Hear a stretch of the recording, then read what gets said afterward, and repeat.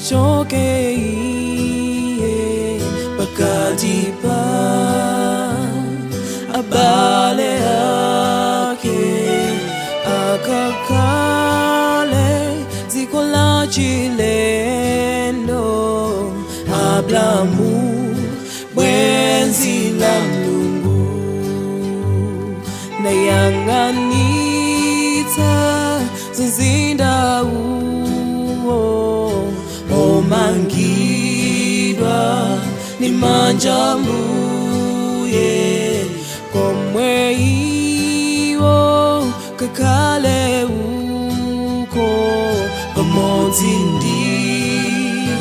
umvera Yesu tidikilira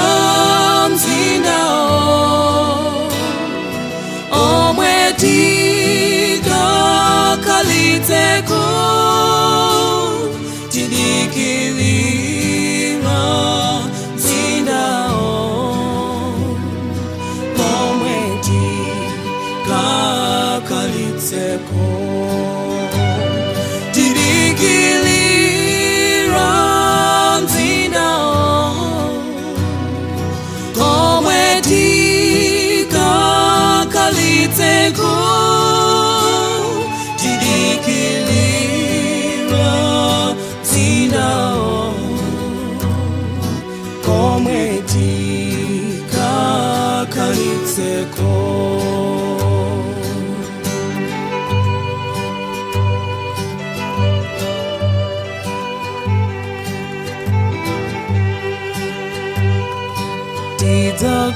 tidakala ansembe uko salamulira naye limodzi monga mzika zogulidwa ndi mwazi wa Yesuyo tipenyetsetse zizinda uo omboledwa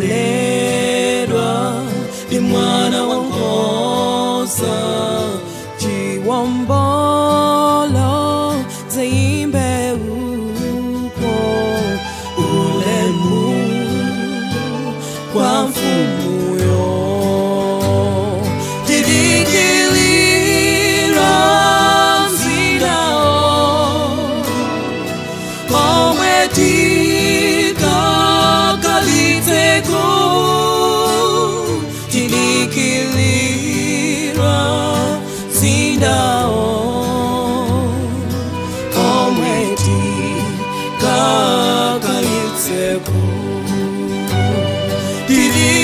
tidikilira mzindao omwetika kaliteko tidikilira mzindao omwetika kaliteko tidikilira mzindao omwetika kaliteko tidikilira mzindao